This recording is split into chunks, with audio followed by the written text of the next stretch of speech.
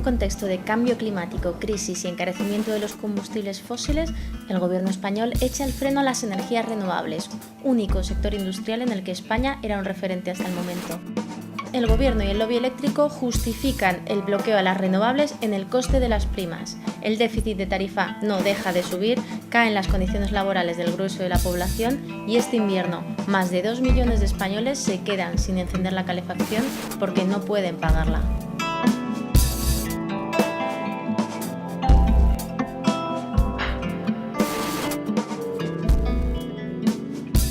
En el programa de Salvados dedicado al sector eléctrico nos enteramos de que España tiene la tercera electricidad más cara de Europa y empezamos a entender por qué nuestro mercado eléctrico genera una deuda de 4.000 millones de euros al año, mientras las empresas que forman UNESA siguen facturando beneficios millonarios.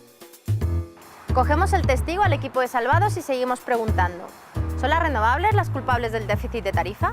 Que el litro de agua que cae por la cascada de un embalse para producir electricidad está siendo pagado al precio de un litro de gasolina.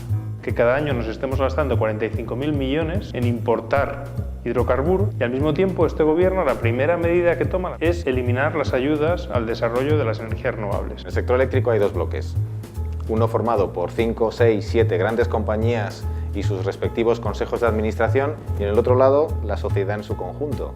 Se han instalado una cantidad de centrales térmicas de gas, muchas más de las que necesitamos. Y ahora las compañías eléctricas que invirtieron en ello tienen un problema. Los intereses de estas compañías hacen o dificultan el camino hacia un cambio de modelo energético y hacia la introducción de fuentes de energía más limpias que las que tenemos. Si vemos los datos publicados por la propia compañía de cómo produce electricidad, vemos que 2/3 partes de la generación eléctrica es a partir de la energía nuclear o de centrales térmicas, ¿no? Mantener todo esto realmente no puede ser sin tener, de alguna manera, muy cerca al que tiene la llave del Boletín Oficial del Estado. Existen puertas giratorias y además en los últimos años han girado a una velocidad muy importante. Es un buen momento para decirles a los gobernantes que la participación de los ciudadanos, la información de los ciudadanos va a hacer que cambie todo. ¿Qué podemos hacer para cambiar este modelo energético que tantos problemas está causando y causará? Las energías renovables permiten que la gente sea propietaria de su propia energía. Cada kilovatio hora que inyectamos en la red, lo inyectemos donde lo inyectemos, es un kilovatio hora menos que está produciendo una central de gas o una central de carbón. ¿Qué te ha parecido la reacción al programa de Salvados de UNESA? Era de esperar. El debate sobre la situación del sector eléctrico, de la actuación de las grandes compañías, digamos que era algo reservado a la prensa especializada o a las secciones de economía de la prensa generalista. Impresionante, o sea, fue una sacudida eléctrica en una ciudadanía letargada, porque se nos ha hurtado el debate energético, no tenía nada que ver con nosotros y de repente todo el mundo habla de ello, es decir, en Twitter, en los vecinos en casa, todo el mundo. ¿Has visto el Ligopoli? Creo que la base del éxito fue que este chico preguntó como preguntaríamos cualquiera de nosotros.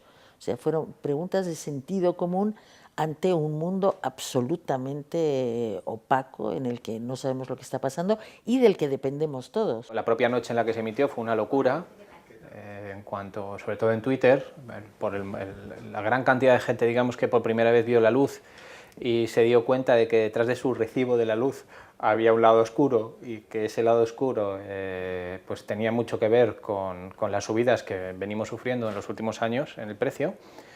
Y bueno, y luego posteriormente, ¿no? La patronal eléctrica se reunió al día siguiente del programa para ver cómo podían reaccionar contra esta transgresión de la línea editorial oficial. La propia UNESA filtró la carta que envió 2 días después del programa al presidente del Grupo Planeta pidiéndole una compensación, donde incluso llegaba a señalar la cadena de televisión y el magazine en el que querían participar, y dio lugar a que a través de la plataforma change.org se recogieran firmas en apoyo del programa para que siguiera emitiéndose y que recogió en unos días más de 100.000 firmas. Es alucinante, ¿no? Que hubiera que votar para que Jordi Evo le pudiera seguir haciendo periodismo. Sí, y quizá lo más sorprendente es que no nos sorprende.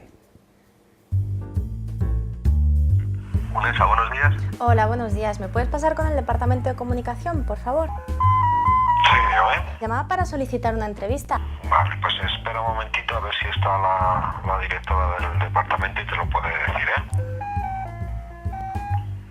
¿Oiga? ¿Sí? Sí, vamos a ver, ahora está en una reunión, que si quiere volver a llamar en una hora. Ay, es que tienes que hablar con la directora, pero está reunida en este momento. Si me dejas un teléfono, sí. Te llamamos o inténtalo en un ratito. ¿Me puedes decir tu nombre, por favor? Sí, Alba del Campo. Y llamaste y no sabes con quién hablaste. Pues espera un poquito, por favor, que voy a preguntar a mis compañeros, ¿vale? Gracias.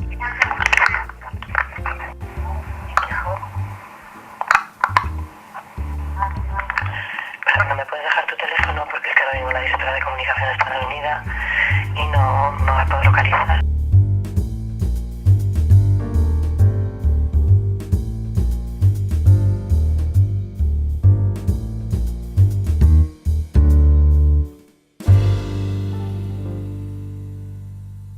El déficit de tarifa es muy sencillo.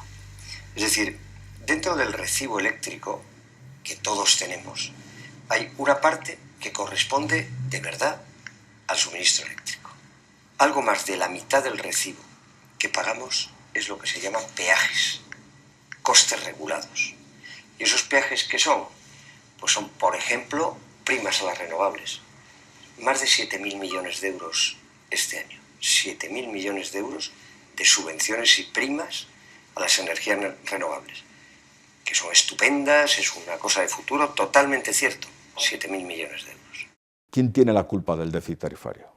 ¿Lo tienen las energías caras, como la fotovoltaica, la eólica o la termosolar, o lo tienen las energías baratas, como la hidráulica y la nuclear?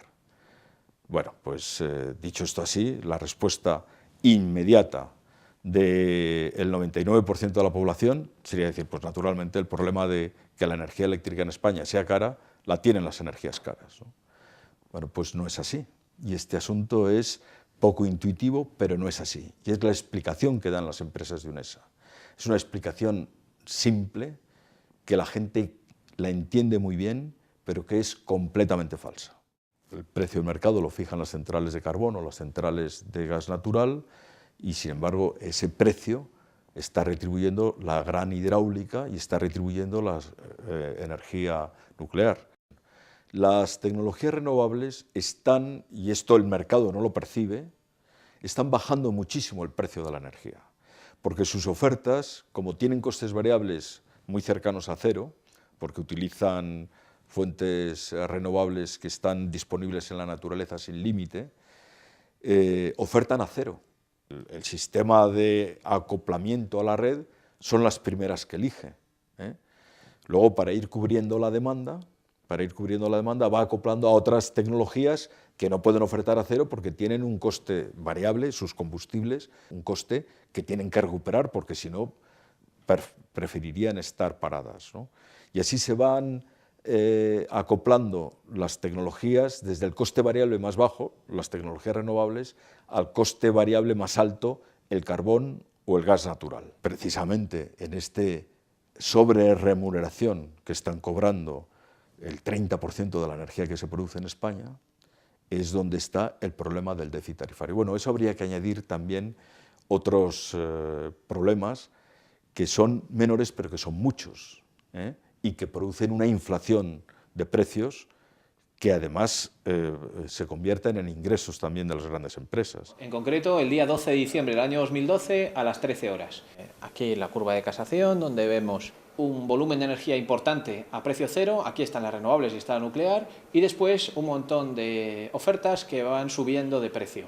Al final, la última oferta, que es esta, que es necesaria para satisfacer la demanda que vemos aquí, marca el precio, en este caso del orden de 80 euros megavatio hora, que va a cobrar toda la generación. 4 días después, a las 9 de la mañana, observamos una curva bien diferente. Lo que ha ocurrido en este caso es que hay tanta energía a precio cero, tantas renovables, que el cruce de las curvas de oferta y de demanda se produce a precio cero. Y la consecuencia ha sido que el precio ha pasado de 80 euros a cero.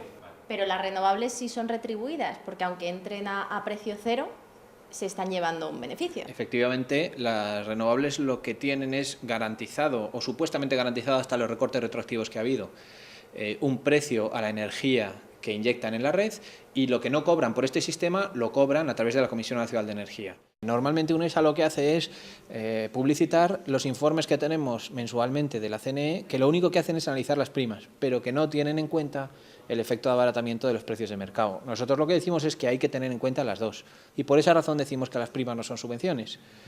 De hecho, hay muchos estudios de entidades de reconocido prestigio que demuestran que el impacto de reducción de precios en el mercado debido a las energías renovables es del mismo orden de magnitud que las primas, o incluso superior. ¿Y quiénes se está beneficiando? Pues naturalmente los propietarios de esas centrales, con un agravante, y es que en esos sectores no hay libertad de entrada. Por tanto, el mercado no puede disputar esos beneficios y ajustarlos a tasas de rentabilidad razonables. Es una trampa que nos estamos haciendo en el solitario, ¿no? Pero detrás de esa trampa hay intereses muy poderosos. El sistema eléctrico está configurado o está dividido en 4 partes, desde la generación hasta la comercialización, y entre medias está la distribución, en alta tensión, que es el transporte, o en baja tensión, que es la distribución. Esas 4 partes del sistema eléctrico están en manos, especialmente la generación, parques eólicos, centrales térmicas, nucleares, están en manos de las mismas empresas que luego la comercializan. Son los mismos, de manera que esa liberalización del mercado no existe, es un oligopolio manejado en los dos extremos por las mismas empresas. Lo que pagamos a las eléctricas no es lo que les cuesta generar la electricidad. La falta de competencia y de transparencia de precios en los mercados energéticos españoles hacen que realmente sea imposible descifrar la pregunta que tú me acabas de hacer. Es decir, si no sabemos, por ejemplo, es un ejemplo que hago, si no sabemos por qué es secreto el precio al que compramos el gas Argelia, realmente aquí nadie puede decir qué es lo que cuesta cada cosa. Las energías caras, por hablar en términos sencillos, tienen acreditados claramente sus costes por las autoridades reguladoras, mientras que las energías baratas no tienen acreditados sus costes por las autoridades reguladoras, sino simplemente se admite que cobren lo que fijan las ofertas del gas natural o del carbón. El déficit de tarifa oficialmente es la diferencia entre los ingresos que se cobran por venta de electricidad a los consumidores y los costes que se les reconoce por parte de la legislación a las compañías eléctricas. Basta con reconocerles a las compañías eléctricas todo el coste que necesiten para no dar pérdidas, para que surja automáticamente una deuda que todos los consumidores están asumiendo frente a estas mismas compañías eléctricas. Esta historia empieza aproximadamente sobre el año 2002. En el año 2002 el precio del barril de crudo pues estaba muy bajo, a menos de $20 el barril, la energía era barata y el gobierno de entonces, pues la política energética que tenía, prácticamente la única, era bajar todos los años el recibo de la luz. En el año 2002 el ministro de Economía de entonces, Rodrigo Rato, pues acuerda con las eléctricas la fórmula contable del déficit de tarifa. Por una decisión política el gobierno decide no subir el recibo de la luz más que un 2% como máximo cada año hasta el año 2010. Y la diferencia entre ese 2% y los costes reales de generación que suponía el incremento de los costes de generación de las eléctricas, esa diferencia la garantizaba el gobierno. Y con esa garantía del gobierno las eléctricas iban a los bancos y los bancos les adelantaban ese déficit de tarifa. No contaron con dos cosas. Primero, que el precio del crudo a partir del año 2004 empezó a subir. En el verano del 2004 llegó a $40 y en el verano del 2008 llegó a $147 el barril. La subida fue espectacular. Se añadió otro fenómeno en el año 2008, que fue la crisis financiera mundial, que en el caso de España pues, supone la ruina de los bancos, que ya no pueden adelantar el dinero a las eléctricas del déficit de tarifa porque se quedaron sin liquidez. Y a partir del año 2009 el déficit de tarifa se convierte en deuda pública. ¿Qué ocurre? Pues que entre el año 2004, que empieza a subir el precio del barril, hasta el año 2008, ningún gobierno quiso darse cuenta de lo que estaba pasando. Subían ¿Era evitable?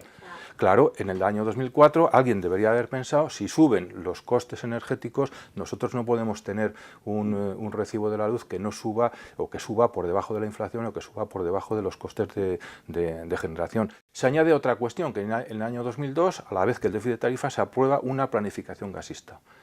Prácticamente del año 2002 hasta el año pasado, pues se han conectado 27.120 megavatios de ciclos combinados de gas.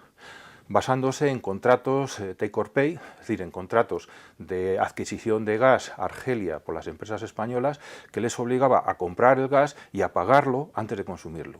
Y todos esos contratos al día de hoy todavía siguen en vigor, pero a partir del año 2008, como efecto de la crisis, surge otro problema además que no se pensaba, y es que todas las previsiones apuntaban a que el consumo eléctrico en España iba a ser siempre muy superior al crecimiento del PIB. Pero a partir del año 2008, como efecto de la crisis, el consumo de electricidad empieza a bajar. Ahora con la crisis y con la subida de las tarifas estamos viendo que hay gente que no puede pagar la energía.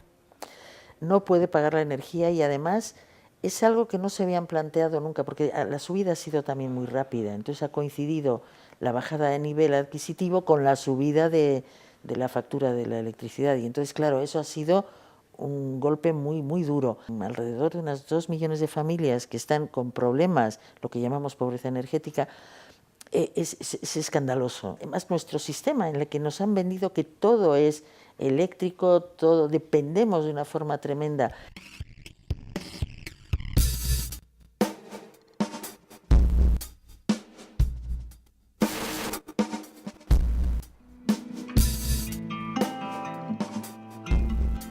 Tenemos un modelo en España y en el mundo muy similar que se basa sobre todo en dos fuentes de energía, los combustibles fósiles con un 80% aproximadamente de la aportación y la energía nuclear con un modesto 6%, pero que es muy digamos, poderosa en el mundo rico, ¿no? En el mundo industrializado. Es un modelo caduco y muy problemático por dos grandes motivos. Primero, por los impactos ambientales que genera, el más grave es el cambio climático. Ya creo que no aparecerá nadie poniendo en duda lo que se sabe hoy de cambio climático, incluso los modelos matemáticos que se usan para predecir ya están perfectamente contrastados hacia atrás, ¿no? Estos modelos predicen la evolución hacia adelante del clima y también hacia atrás conocemos el clima y podemos compararlo, ¿no? No solo el cambio climático, lluvias ácidas, residuos radiactivos, accidentes nucleares, mareas negras. Además de estos impactos ambientales tenemos el problema de la escasez. El petróleo pues, se acabará en unas pocas décadas, es difícil decir exactamente cuándo porque todo el mundo miente sobre las reservas que tiene. El famoso pico del petróleo. El famoso pico del petróleo puede aparecer de un momento a otro y hay incertidumbres, ya digo, del estilo de que no sabemos cuánto petróleo realmente hay, ¿no? Pero es seguro que se va a acabar pronto, el gas se acabará también pronto como el petróleo, el carbón puede durar un poco más al actual ritmo de consumo, pero si viene a sustituir al gas y el petróleo también se acabará pronto. Y esto va a implicar a escala doméstica una escalada de precios. Esto ya está implicando una escalada de precios, ¿eh? No hay que olvidarnos de que hoy la gasolina en nuestro país pues está a unos precios muy por encima de lo que estaba solo pues, en 2007. Y todo el mundo sueña con un petróleo barato. Sí, bueno, ¿el petróleo puede ser barato? No. ¿Será más barato el año que viene? No. ¿Y dentro de 10 años? No. Y el modelo de nuestra sociedad que consume tanto petróleo, ¿cómo se lo va a montar? No es un problema solo de precio, es un problema de disponibilidad. El actual sistema energético genera 3 huellas indelebles en nuestra sociedad. La primera, como ya es sabido, la que guarda relación con la destrucción ambiental y el cambio climático. La segunda es aquella que tiene que ver con la violación sistemática de derechos humanos y el control geoestratégico de los recursos energéticos en cualquier lugar del mundo por parte de Occidente. El proceso que ha llevado a las empresas españolas energéticas a convertirse en transnacionales o multinacionales tiene apenas 10-12 años de existencia, ¿no? Eran compañías pequeñas, compañías privadas que operaban en el Estado español hasta finales de los 90 y que, con motivo de las reformas neoliberales en América Latina, del consenso de Washington y también las reformas económicas que hubo aquí en la Unión Europea, pudieron internacionalizarse comprando otras empresas que se estaban poniendo a la venta en esos momentos en América Latina, ¿no? Eso es lo que hizo que compañías como Endesa, como Iberdrola, como Gas Natural, como Unión Fenosa o como Repsol se convirtieran en multinacionales. Esos negocios en la región latinoamericana les reportan entre 1/3 y la mitad de sus beneficios anuales. Las compañías de hidrocarburos como Repsol o Gas Natural extraen petróleo y gas en reservas naturales muy importantes de América Latina y también en comunidades, zonas donde habitan comunidades indígenas. Y las empresas eléctricas como Endesa, Iberdrola o Unión Fenosa construyen grandes represas hidroeléctricas que también tienen graves efectos socioambientales sobre las poblaciones locales y sobre el entorno. Lo que sabemos es que buena parte de esos beneficios vienen de allá, de América Latina, pero no en qué condiciones se obtienen. Las comunidades que viven en la región y también diferentes colectivos ecologistas y organizaciones sociales tienen desde hace años una campaña en contra de las centrales hidroeléctricas de Endesa en la Patagonia chilena, y aquí les vemos en una de sus acciones de denuncia. Las compañías publicitan su imagen en base a dos estrategias. Por un lado, todo lo que tiene que ver con la imagen verde, con la imagen de respeto medioambiental, que todas estas compañías lo tienen muy trabajado, todas tienen un montón de anuncios donde salen un montón de soles, mariposas, cascadas de agua, qué sé yo, y en donde toda esa imagen verde se sustenta sobre todo en los proyectos de energías renovables, que luego vemos que la realidad es que esos proyectos sobre el volumen de la cantidad de energía generada son mínimos. Por ejemplo, en el caso de Iberdrola, si vemos los datos publicados por la propia compañía de cómo produce electricidad, vemos que 2/3 partes de la generación eléctrica es a partir de la energía nuclear o de centrales térmicas, ¿no? En el caso de España, vemos cómo Endesa se anuncia en base a una imagen de sostenibilidad, se publicita como la primera eléctrica del mundo en sostenibilidad en el índice Dow Jones, que se supone que mide el valor en bolsa del respeto medioambiental. En las campañas de la filial de Endesa en Chile, que se llama Chilectra, está muy volcada en ofertas para que enciendas todas las luces de tu casa por muy bajo precio, y en donde la sostenibilidad importa poco. Tenemos una política que permite que cada año nos estemos gastando 45.000 millones de euros en importar hidrocarburos de otros países, fundamentalmente del Golfo Pérsico, y al mismo tiempo este gobierno, la primera medida que toma, la primera medida energética, es eliminar las ayudas al desarrollo de las energías renovables. Es más, en el año 2012, España, a pesar de que se reduce el 1,7% su demanda de electricidad, sin embargo, las emisiones de CO2, de gases que causan el cambio climático, derivadas de la producción de energía, aumenta el 11%. Se da esta paradoja, que las políticas que realiza el gobierno llevan a que, aunque se reduzca el consumo de energía, aumentan las emisiones.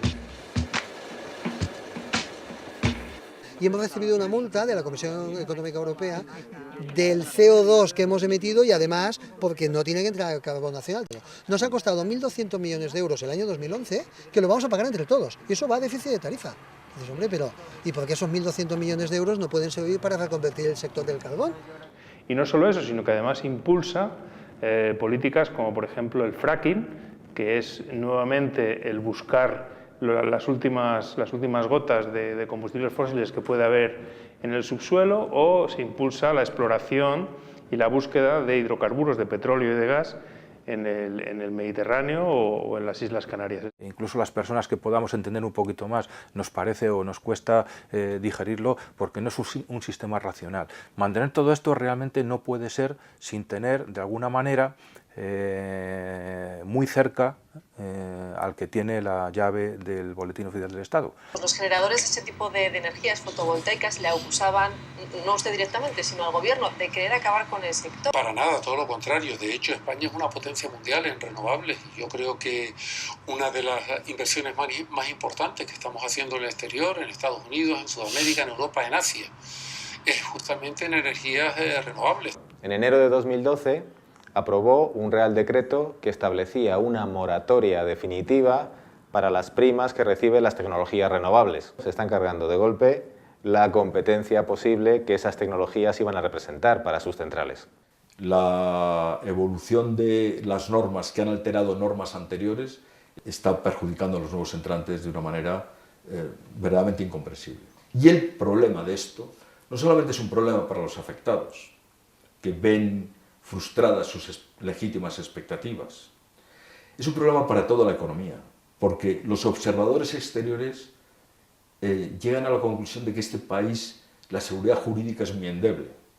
¿Y cuál es el comportamiento de quienes tienen que cubrir riesgos regulatorios? Esto lo sabemos muy bien en España. Se llama prima de riesgo.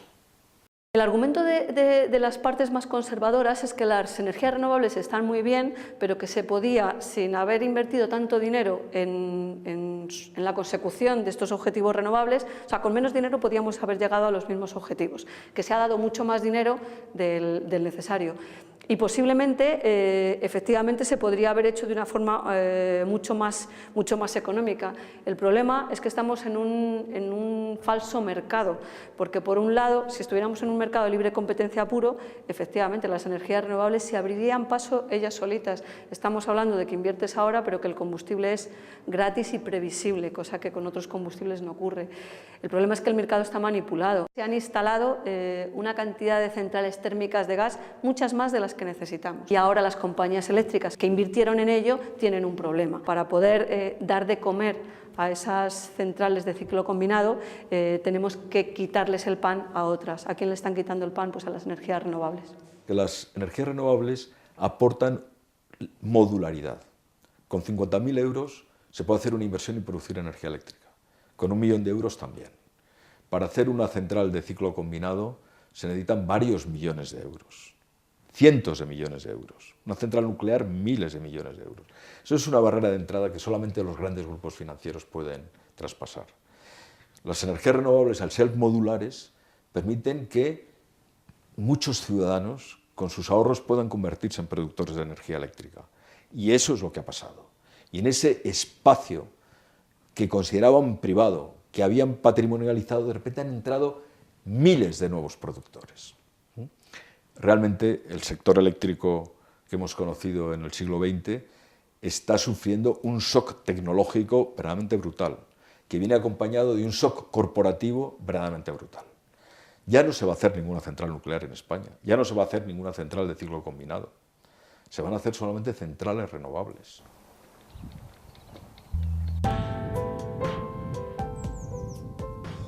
Hemos montado una pequeña instalación fotovoltaica para autoconsumo sin baterías.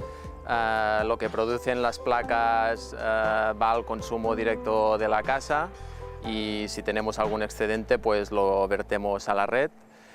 Y bueno, es una instalación que ha salido muy económica porque la hemos hecho toda con material reutilizado y reciclado que hemos ido reparando. Trabajabas antes en el sector fotovoltaico, ¿no? Personalmente. Esto no lo puede hacer cualquiera. Sí, desde que terminé los estudios de ingeniería, pues que me puse en el sector de las energías renovables, primero con la térmica y luego empezamos a instalar mucha fotovoltaica y ahora ya desde hace un año que ya no hacemos casi instalaciones. El sector de las energías renovables es un sector que era referente a nivel mundial, en primer lugar por la capacidad tecnológica y de fabricación, tanto en eólica como en solar fotovoltaica y en solar termoeléctrica, y además era un sector líder a nivel mundial en I+D. Trabajaban unas 90.000 personas. Actualmente se han perdido aproximadamente unos 30.000 empleos debido a las medidas regulatorias del gobierno y además había expectativas, según el propio gobierno, de crear unos 200.000 de aquí a 2020 y esas expectativas, pues si no cambian las medidas del gobierno, se van a ver frustradas. En este edificio de color azul hicimos una pequeña instalación fotovoltaica para autoconsumo para que uno de los vecinos del edificio pues, que quería bajar su factura eléctrica. A día de hoy no está legalizada porque le cuesta prácticamente tanto legalizarlo como lo que le ha costado hacer toda la instalación. Lo que hace es que cuando pone lavadoras o tiene consumos altos, pues tiene un interruptor para encender la fotovoltaica y cuando no tiene consumos la para. A la larga, pues evidentemente hay que tener un control porque son instalaciones generadoras de electricidad y evidentemente hay que saber en qué puntos y en qué viviendas se está generando electricidad porque podría tener riesgos para el sistema o para los empleados de mantenimiento de la red eléctrica. ¡Camino Soria! ¡Camino de UNESA! Estamos aquí en las puertas del 10º Congreso de la Electricidad, donde está reunido Goldman Sachs, que son los responsables del gran fiasco financiero mundial, está reunido UNESA, que son los responsables de la gran dictadura del oligopolio energético aquí en España. También ha acudido el ministro Soria, el ministro de Industria, y queríamos hacer la entrega de las 182.000 firmas ciudadanas exigiendo una auditoría del sector eléctrico ya. ¿Existen puertas giratorias de la política al sector eléctrico? Existen puertas giratorias y además en los últimos años han girado a una velocidad muy importante. Desde 2007-2008 se puede hacer una lista y saldrían decenas de políticos o de personas próximas a la política que están ahora mismo en los consejos de las empresas. Ahora el caso más reciente ha sido el de la vicepresidenta Elena Salgado, ¿no? y anterior ministra de Economía, que supuestamente la ley española dice que tiene que pasar 2 años antes de que pueda fichar por una empresa privada que haya tenido que ver con el ámbito de sus competencias anteriores, ¿no? La vicepresidenta fichó a los pocos meses por la multinacional Endesa. Que Elena Salgado, que era vicepresidenta segunda, vicepresidenta económica del gobierno de Zapatero, y que tenía entre sus funciones industria, es decir, que Miguel Sebastián tenía que discutir con ella los temas que llevaba el Consejo de Ministros. ¿Qué es lo que aprobó Miguel Sebastián para Endesa? Pues te puedo contar, por ejemplo, que la última semana antes de salir del gobierno aprobaron una norma para otorgar los pagos por capacidad. Se paga, tenemos un cierto volumen de dinero que estamos pagando todos a las centrales de gas simplemente por estar ahí, por estar disponibles, aunque no produzcan ni un solo kilovatio hora. Pues que puedan entrar automáticamente en funcionamiento. ¿Eso cuánto supone al año? Pues unos 900 millones de euros que pagamos todos en el residuo. 2 expresidentes del gobierno, Felipe González y José María Aznar, actualmente son miembros del Consejo de Administración de Gas Natural Fenosa, en el caso de Felipe González, y asesor externo para América Latina de Endesa, en el caso de José María Aznar, ¿no? Que son curiosamente las mismas compañías que se privatizaron en sus mandatos. Algún miembro del Tribunal de Cuentas, es ministra de Asuntos Exteriores Ana Palacio, es ministro de Economía de las primeras épocas del gobierno socialista Miguel Boyer. La lista es inmensa, es muy larga. ¿Y qué ganan estas empresas cuando contratan a un político de ese calibre? Pues fichan su forma de hacer y sobre todo sus relaciones. Hace 4 años hicimos un estudio a través del Instituto de Periodismo Preventivo y Análisis Internacional de la Universidad Complutense de Madrid a propósito del discurso de la sostenibilidad en los grandes medios de comunicación, y en ese estudio lo que pudimos constatar era que el 25% de los consejos delegados de los grandes medios de comunicación, de los grandes grupos de comunicación españoles, estaban penetrados por 2 sectores principales. Uno de ellos era el financiero y el otro era el de las grandes energéticas. Presión hay, presión sobre los medios la hay, sin duda, me consta porque he trabajado muchos años en medio y me consta que a través de la publicidad o a través de las relaciones incluso personales o a través de otras muchas relaciones, esa presión existe. No hace falta ni que lo digan. Los propietarios de los medios de opinión, televisión, radio y prensa, saben perfectamente que no pueden crearse enemigos en un sector tan poderoso. Las grandes eléctricas están, digamos, parapetadas detrás de 4 muros. El primero de ellos es la propia regulación del mercado, que hace que sea muy difícil competir contra ellos. El segundo, los expolíticos y exfuncionarios de la administración que tienen a sueldo.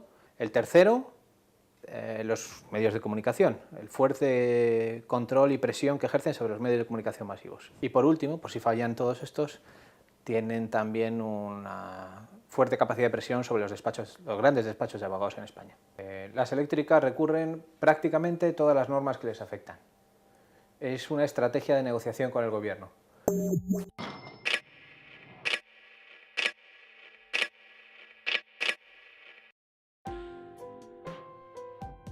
El sector de la eólica es un sector que está produciendo muchísima energía, prácticamente es el 17% de la energía eléctrica de nuestro país. Sus periodos de amortización son más rápidos y también está en manos de empresas más grandes que pueden soportar mejor los vaivenes jurídicos del Estado, ¿no? Esta es una de las primeras instalaciones fotovoltaicas que se hicieron en España, ¿no? Exacto, esta es la primera instalación que se conectó a la red en el ámbito doméstico en el 99. ¿Y en cuánto tiempo lo amortizasteis? Porque esta es la típica pregunta que todo el mundo hace, ¿no? Bueno, nosotros siempre hacemos la misma pregunta y es, oye, ¿tú cuando compras un televisor le preguntas al tendero en cuánto lo vas a poder amortizar? No, tú cuando te compras un televisor lo haces porque quieres ver la televisión. Y eso es lo mismo, o sea, nosotros nos pusimos la pérgola porque queríamos ser contribuyentes a la reducción de emisiones en el tema del cambio climático, produciendo con renovables. Sois uno de los valientes que, a pesar de la normativa que hay de autoconsumo, que lo pone bastante difícil, os habéis lanzado a poner fotovoltaica en vuestro negocio. Y realmente queríamos demostrar que era posible hacer una instalación de autoconsumo instantáneo y que los números salían y que se podía amortizar en 7 años, y si la luz sigue subiendo como está subiendo, pues en 5 años, y que era viable. Y entonces realmente pues leímos todo el Real Decreto, vimos cómo lo teníamos que hacer, hicimos los números, salían y lo hicimos. Porque no habéis conseguido prima, ni subvención, ni nada. No hay ni prima ni subvención, no cuesta nada al Estado, no nos cuesta nada a nadie, solo que nosotros hemos hecho una inversión y obtenemos un ahorro. Pues yo quiero que me cargues la batería de la cámara, pues te cargo para tener un trocito de documental que sea solar. Perfecto, te lo cargo con el sol. Teniendo el sol que tenemos, es que parece tontería esto de utilizar gas de Argelia para calentar el agua, ¿no? Pues sí, sí que lo parece. Con estas 6 placas tenemos casi toda el agua caliente sanitaria y la calefacción mediante suelo radiante. Y esto lo hicimos desde el principio, y esta es la parte de instalación fotovoltaica que hemos puesto este año.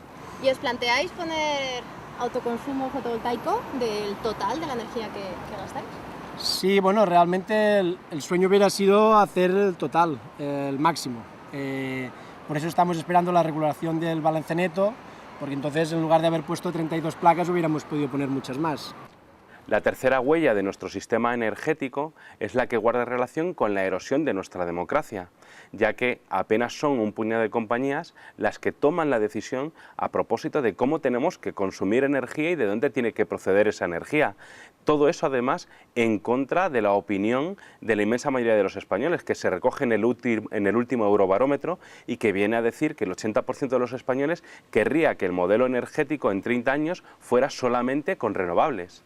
En Europa se han dado una serie de iniciativas en materia de energía muy interesantes. En Holanda, unos 20.000 ciudadanos conectaron y juntos se dieron de alta en una nueva compañía para obtener condiciones mucho más favorables en materia de electricidad y gas. La plataforma por un nuevo modelo energético nos contactó en Avaz y empezamos a discutir la posibilidad de lanzar una acción ciudadana dirigida a iniciar una auditoría eléctrica de todo el sistema en España. Y después de discutir posibles estrategias y cuál era la mejor manera de hacerlo, con motivo de una visita que iban a realizar miembros de la plataforma a Bruselas a reunirse con expertos en la Comisión Europea, con el comisario europeo y con parlamentarios, lanzamos una petición unos pocos días antes y en cuestión de 3 o 4 días estamos llegando ya a 150, 160.000 firmas de apoyo. Esos ciudadanos que con un simple clic se unieron a la petición, sus voces unidas están llegando a los corredores de poder más importantes y se está escuchando su voz alta y fuerte. La Plataforma por un Nuevo Modelo Energético es la suma de organizaciones ambientales, de organizaciones sindicales, de partidos políticos, del sector empresarial, de organizaciones sociales y de ciudadanos que a título individual, juntos desde la diversidad, estamos trabajando para un cambio de modelo energético. La plataforma se crea alrededor de Ángel Vadillo, que es el alcalde de Alburquerque, y que inicia una lucha muy potente para defender el empleo en su pueblo, afectado por el decreto 1/2012 que paraliza las renovables. Hace unas reivindicaciones al ministro de Industria, Soria, que no son escuchadas, y frente a eso pues decide iniciar una huelga de hambre que dura 2 meses. Y a partir del día 8 de septiembre, que Ángel decide dejar la huelga y pasarnos el testigo de su lucha a nivel colectivo, bueno, empezamos nuestra andadura. Realizamos acciones formativas, talleres, videoforum, debates, charlas y también acciones de presión social sobre tomadores de decisiones para tener repercusión política en instituciones que están decidiendo sobre nuestro futuro energético.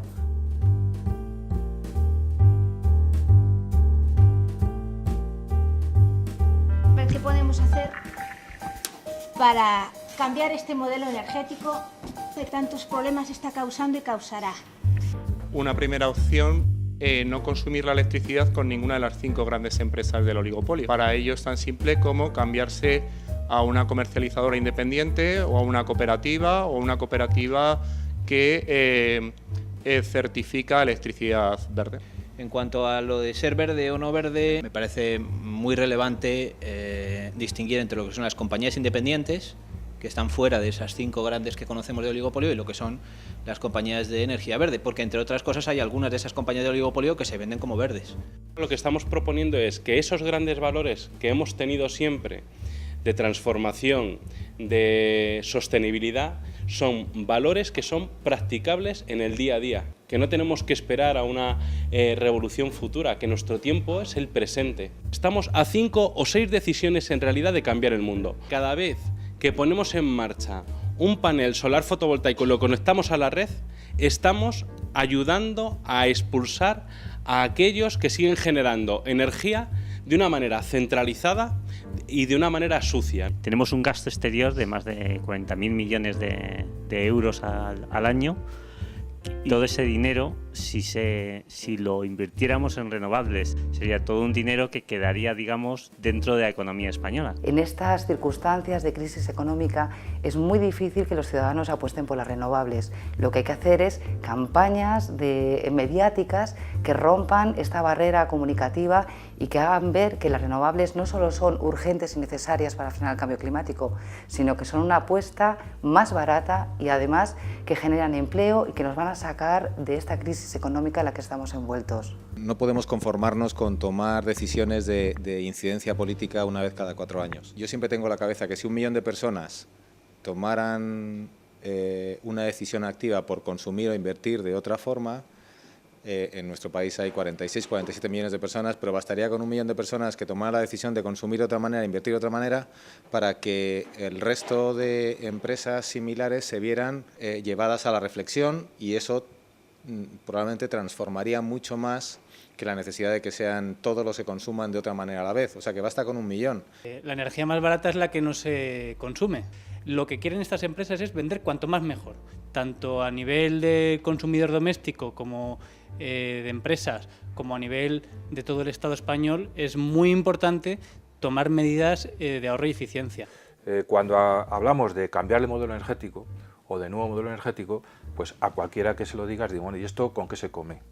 Porque claro, es una frase muy opulenta, pero luego eso cómo se traduce en la práctica. Y yo la respuesta más sencilla que os puedo dar es que todo está escrito en las directivas europeas. Toda la edificación nueva y toda la rehabilitación de la edificación existente se tiene que hacer con el criterio de consumo nulo de energía. Y eso la directiva de eficiencia energética de edificios define que ese edificio es un edificio con autoconsumo y con renovables. Tenemos que apostar por las renovables responsables, es decir, por un marco de generación de electricidad distribuida, pequeñas instalaciones ligadas al consumo en manos de la ciudadanía, lo que es la soberanía energética ciudadana. ¿Y esto qué va a permitir? Primero, una nueva cultura del consumo de la electricidad. Cuando la ciudadanía empieza a ser titular de su propia electricidad, cambia psicológicamente el modo de consumir la electricidad, porque uno se da cuenta que es un recurso muy preciado y lo utiliza con sensatez. Pero además vamos a contribuir a que el modelo económico y energético sea mucho más democrático, sea mucho más capilar. Si en el actual modelo la distribuidora es la que manda, en el nuevo modelo energético es el consumidor soberano el que manda.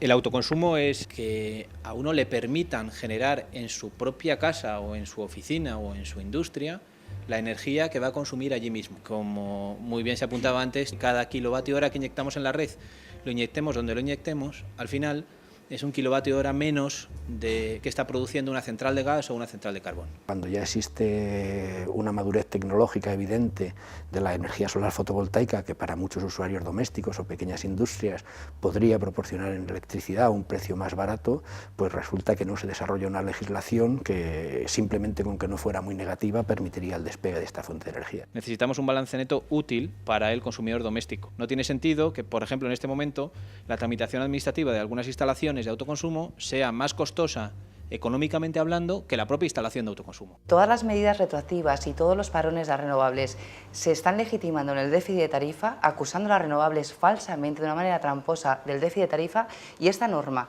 la de autoconsumo con balance neto, que no va a afectar a las arcas del Estado, no se aprueba. Pero bueno, tarde o temprano la van a tener que aprobar. En breve está previsto que se vaya a aprobar, pero desgraciadamente nos tememos que se va a aprobar con bicho, con unas medidas que van a hacer que sean bastante inviables económicamente. ¿Qué está detrás de todo ello? La mano del lobby eléctrico. Hay que actuar para luchar contra eso. A Endesa no la vamos a tumbar solo, la tumbamos millones de personas con nuestras pequeñas instalaciones. A gas natural no la tumbaremos solo, la tumbamos con millones que no compramos. España tarde o temprano será 100% renovable. ¿Pero llegaremos a tiempo de parar el cambio climático? Y sobre todo, ¿en manos de quién estarán las placas y los molinos que nos darán electricidad? ¿De las 5 compañías del oligopolio o de los 50 millones de personas que pronto seremos?